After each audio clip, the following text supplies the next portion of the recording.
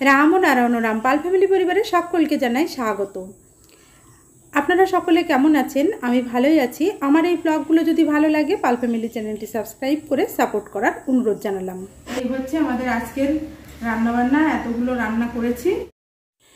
ওই যে বললাম আজকে অনেকগুলো রান্নাবান্না হয়েছে। কেন এতগুলো রান্নাবান্না হয়েছে সে কথাটা, সেই কারণটা আমি পরে জানাচ্ছি। এখন এই বাসনগুলো ধুয়ে নিলাম। তার আগে ঘুম থেকে উঠে ফ্রেশ হয়ে ঘর দোর ঝাড় দিয়ে মুছে পরিষ্কার করে নিয়েছি। আর অনেকগুলো আগের দিনের বাসন ছিল, সেগুলো ধুয়ে নিয়েছি। আর এখনও পর্যন্ত বেসিনের তলাটা পরিষ্কার করা হয়নি। আর প্যাকেটে ময়লাগুলো রাখা আছে। এদিকেও শুকনো কিছু ময়লা আছে আর ওদিকে এঁটো কাটা ময়লাগুলো আছে। এক জায়গায় রেখে দিলাম। খানিক বাদেই ময়লা ফেলার বাঁশি বাজবে, জমাদার এসে ময়লাগুলো নিয়ে যাবে, আমি ডাস্টবিনে ফেলে আসবো। আর এই ধোয়া বাসনগুলো এখানে উপুর করে দিয়েছি। এবার ফ্রিজ থেকে রান্না করব বলে আগের দিন রাত্রিবেলায় যে সবজিগুলো কেটে ফ্রিজে রেখেছিলাম সেগুলো বার করে নিচ্ছি। সবই বার করলাম। আর ওই যে স্টিলের টিফিন কৌটোতে মসুর ডাল ভেজানো ছিল, সেটা আবার বার করতে ভুলে গেছিলাম। রান্নার সময় মনে পড়লো, তখন বার করেছিলাম। আর এদিকে ডিপ ফ্রিজে মাছগুলো ছিল, সে মাছগুলো বার করে রাখলাম। মাছ বার করে না রাখলে তো মাছ ধোয়া যাবে না, যার কারণে মাছগুলো বার করে নিলাম। তারপর এই যে আগের দিন কম্বল কেচেছিলাম, সেই ভিডিও তো আপনাদের দিয়েছি। সেই কম্বল শুকিয়েছে কিনা দেখছি। দেখুন কম্বলটা পুরোপুরি শুকিয়ে গেছে। এত বৃষ্টি হয়েছে সারাদিন, মাঝে মাঝেই বৃষ্টি হয়েছে। একবারই চাঁদে রোদে দিয়েছিলাম ঘন্টাখানেক মতো, তারপরে আর কিন্তু রোদ পাইনি, ঘরের মধ্যেই রেখেছিলাম। তবে এই যে নিচের অংশগুলো, যেগুলো মোটা পাড়যুক্ত কাপড় দিয়ে মোড়ানো আছে, সেই অংশগুলো চিপে দিয়েছিলাম একবার। আর সারা রাত ফ্যানের হাওয়ায় ছিল, সকালবেলা এখন শুকিয়ে গেছে। আজকে মানে গতকাল আবার বৃষ্টিটা একটু কম হয়েছিল, তাই আজকে শুকিয়ে গেছে। আর আগের দিন এই জামা কাপড়গুলো দড়িতে মেলে দিয়েছিলাম ঘরের ভেতরে ফ্যানের তলায়, সেগুলোও শুকিয়ে গেছে। সেগুলো তুলে নিচ্ছি। এখন এই 9টা 10 বা 5 মতো বাজে। আমার মেয়ে আবার আজকে নাচের ক্লাসে যাবে। আজ তো সানডে, মানে রবিবারে ওর নাচের ক্লাস থাকে সকাল 10টা থেকে।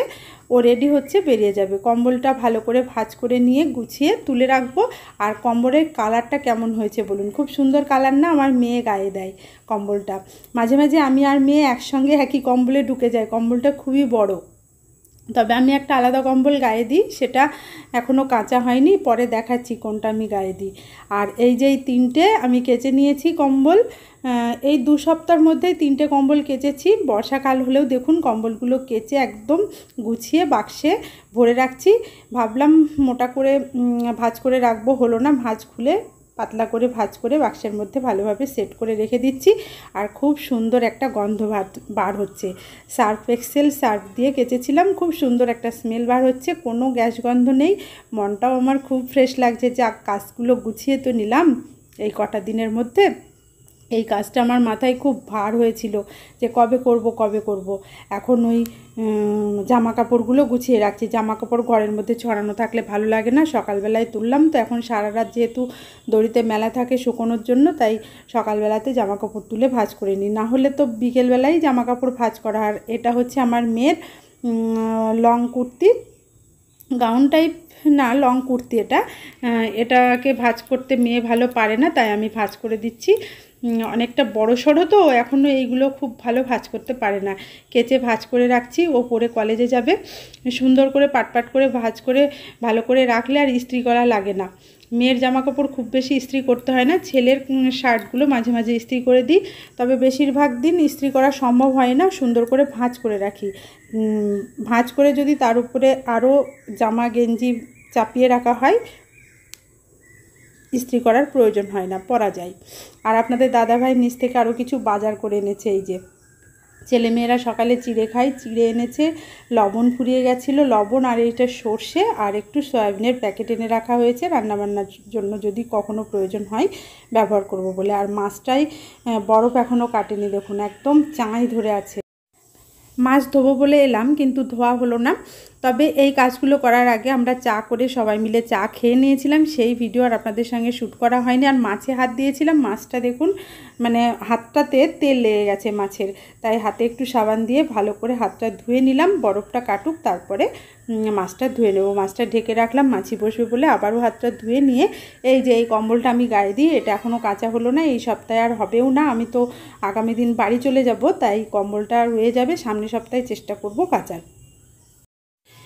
এদিকে সমস্ত কাজকর্ম সেরে নিয়ে মেয়ের চুলের বিনুনি করে দিচ্ছি। মেয়ে নাচের ক্লাসে যাবে, বিনুনিও ভালো করতে পারে না, বিনুনি করা শিখছে, তবে পরিপাটি করে সুন্দর করে বিনুনিটা আমি ওকে করে দিই কোথাও বেরোলে, সেই মতো বিনুনি করে দিলাম। আর ওড়নাটাও খুব ভালো করে ভাঁজ করে পরিয়ে দিতে হবে। যেমন তেমন করে ওড়না নিতে পারে, তবে নাচের ক্লাসে যেভাবে ওড়না পরতে হয় সেভাবে ও ওড়নাটা এখনও পরতে পারে না, ওকে পরিয়ে দিতে হয়। নাচের ক্লাসে গেছিলো, এখন ফিরে এসেছে। কেমন হলো নাচের ক্লাস? আজকে ভালো হয়েছে। আজকে মমতা শঙ্কর ম্যাডাম এসেছিল, তারপর আমাদেরকে অনেক কিছু শিখিয়েছে, আমরা প্রণাম করলাম, অনেক কিছু দেখালো, কথা বললো আমাদের সাথে। আর আজকে ক্লাসটা হয়েছিল বোল্ডের ওপর। বোল্ড? হ্যাঁ, বোল্ড। সেটা কি জিনিস? বোল্ড মানে একটু যে নাচের মাধ্যমে রাগ, ক্ষোভ, এই ধরনের যে জিনিসগুলো যেগুলো একটু বোল্ড টাইপের, সেই জিনিসগুলো যখন প্রকাশ করছে তখন সেটাকে বোল্ড বলে। আচ্ছা আচ্ছা, যাও জামা কাপড় ছেড়ে নাও, এসো। ঠিক আছে, সেফটি পিনগুলো খুলে দিই। এইটা একটা আমি খুলেছি, আর বাকিগুলো তুমি খুলে দাও। এইটা ঠিক আছে, বাস। মেয়ের নাচের ক্লাসের নতুন ড্রেস দিয়েছে, সেই ড্রেসটাই দেখছি, ওর নাম লেখা ছিল এই ড্রেসটাতে।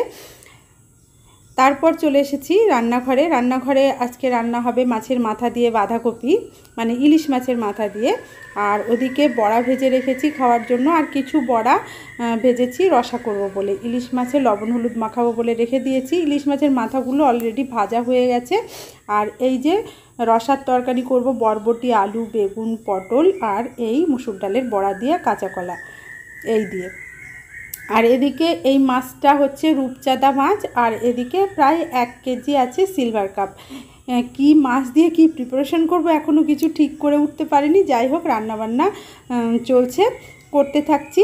আর আজকে তো যেহেতু রবিবার, অনেক রান্নাবান্নাই হবে, ছেলে মেয়েরা 2-3 দিন খাবে, সেই কারণে রান্নাবান্নাটা আমার আজকের দিনে একটু বেশি হয়। খাবারগুলো মানে কি, সবজি মাছ এগুলো ফ্রিজে রেখে যায় রান্না করে, ওরা ডিব্বা বার করে তারপর গরম করে খায়। প্রতিদিন হয়তো 2টো প্রিপারেশান বার করে বা 3টে বার করে খায়। আর কাঁঠালের আঁটি দেখেছেন, এটা দিয়ে বানাবো পুঁই শাকের চচ্চড়ি, যেটাতে ইলিশ মাছের মাথা থাকবে, খেতে কিন্তু দুর্দান্ত হবে। আর বড়ার তরকারির ভেতরে বড়াগুলো ঢেলে দিলাম, ভেজে রেখেছিলাম মুসুর ডালের বড়া, ওই যে দেখালাম, কাঁচা কলা আলু দিয়ে তরকারি। আর এই যে কাকের অবস্থা দেখুন, পাশের বাড়ির ছাদে নিয়ে গিয়ে বিস্কুট খাচ্ছে। আমাদের জানালায় থেকে আমি বিস্কুটটা দিয়েছিলাম, রান্না করতে করতে বারবার বিরক্ত করে ডাকছিল, কা করে এমনভাবে ডাকবে, ওকে বিস্কুট না দিয়ে পারা যায় না। বিস্কুটটা শুকনো তো, খেতে পারলো না, তাই উড়ে ওদের কার্পেটের উপরে গেল। ওখানে বৃষ্টির জল জমে আছে হয়তো, সেখানে ভিজিয়ে খাবে, প্রায় ওভাবেই ভিজিয়ে খায়। দেখুন কীভাবে ভেজাবে, দেখুন নিচু হয়ে ভিজিয়ে নিল, একটু ওয়েট করছে, আবার ওই দেখুন নিচু হয়ে তুলে তুলে খাবে। এভাবেই ও রোজ আসে বিস্কুট খেতে, আমার হাত থেকে বিস্কুট নিয়ে খায়, ছেলেমেয়েরা দিলেও ছেলেমেয়েদের হাত থেকেও খায়। এখন ওই রূপচাঁদা মাছটা ভেজে নিচ্ছি, আর এদিকে ইলিশ মাছটা ভাপাতে বসিয়েছিলাম, হয়ে গেছে মনে হচ্ছে। ইলিশ মাছটা নামিয়ে নেব। আর এদিকে এই যে মাছটাকে 2টো ভাগে ভাগ করেছি, ভাবছি সিলভার কাপ মাছ দিয়ে 2টো প্রিপারেশন করব। আর মেয়ে এদিকে সব, এই যে আমার মাম্মামি শরবত বানাচ্ছে। আহা, এই যে এইটা তোমাদের জন্য, এইটাতে বরফ দেওয়া নেই, একটু চিনিটা কম, আর আমাদেরতে বরফ দিয়েছি আর চিনিটা একটু বেশি দেওয়া আছে। আচ্ছা, বরফ খাই তো। ইতিমধ্যে আমার সমস্ত রান্নাবান্না শেষ হয়ে গেছে।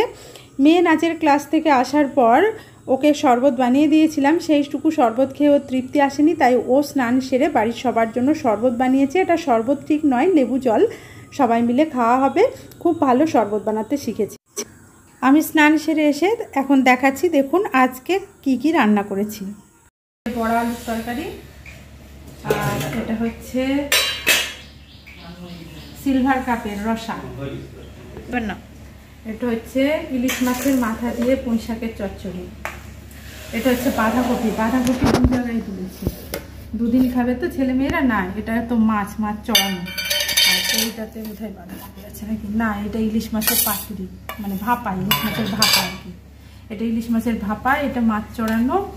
এটা বাঁধাকপি আর এক জায়গাতে কোথায় রাখলাম, এই তো 2 দিন খাবে 2 জায়গাতে রাখলাম। এটা মসুর ডাল, আর এটা হচ্ছে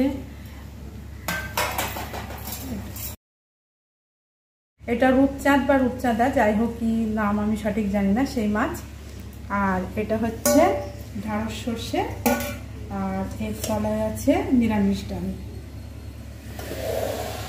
আর এর সঙ্গে আগের দিনের, না এটা বড়া ভাজা আছে। আচ্ছা, মুসুর ডালের ভেতরে কাছে নিয়ে খাই। এটা হচ্ছে সে আগের দিনের চাটনি, আলু বোখরা চাটনি। এইটুকু আছে, আজকে খাওয়া হয়ে যাবে। আর করা হয়েছে গরম গরম ভাত। আর এই ফ্রাইং প্যানটায় পাঁপড় ভাজার তেল ছিল, গতকাল পাঁপড় ভেজেছিলাম, আজকেও একটু পাঁপড় ভাজবো ভেবেছিলাম, কিন্তু ভাজা হলো না। যাই হোক, ঢাকা দিয়ে রাখা। এই হচ্ছে আমাদের আজকের রান্নাবান্না। এতগুলো রান্না করেছি, ছেলেমেয়েরা 3 দিন খাবে, আজকেও খাবে। মোটামুটি 4 দিনের রান্না করা আছে। মঙ্গলবার, আজ রবিবার খাবে, সোমবার আর বুধবার, এই কদিনে রান্নাবান্না করা থাকবে। আর ভাতটা ওরা নিজেরা করে নেবে, তরকারিগুলো ফ্রিজে থাকবে, গরম করে খাবে। ঠিক আছে। অলরেডি দুপুরের খাওয়া দাওয়া সেরেছি বিকেলবেলায়, তারপর একটু রেস্ট নিয়ে বাড়ির উদ্দেশ্যে বের হব বলে রেডি হয়ে গেছি। মেয়েকে একটু আদর করে নিলাম। আমার তো বেরোনোর সময় এই একটাই কাজ, মেয়েও আমাকে একটু আদর করে দিল। এবার বেরিয়ে যাব, ওর বাবাও রেডি হয়ে গেছে। স্টেশন যাব, স্টেশন থেকে ট্রেন ধরে কৃষ্ণনগর পৌঁছাবো, সেখান থেকে বাস ধরে বাড়ি পৌঁছাবো। এখন আমাদের ট্রেনটা বিধাননগর ক্রস করছে। এটা এক্সপ্রেস ট্রেন। আর ট্রেনের ভেতরে আমরা বসে আছি, লোক সংখ্যা খুবই কম, যেহেতু 7টা 20 ট্রেন এটা।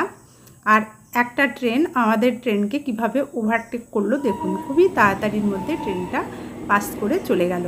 আর আমাদের ট্রেনটাও প্রত্যেকটা স্টেশন হু হু করে ছুটছে, মাত্র কয়েকটা জায়গায় থামবে। এটা লালগোলা প্যাসেঞ্জার এক্সপ্রেস ট্রেন, তাই হু হু করে ছুটছে। বেশ ভালো লাগছে তাড়াতাড়ি বাড়িতে পৌঁছাতে পারবো বলে। আজকের ব্লগটি এখানেই শেষ করলাম। ভিডিওটি দেখার জন্য ধন্যবাদ।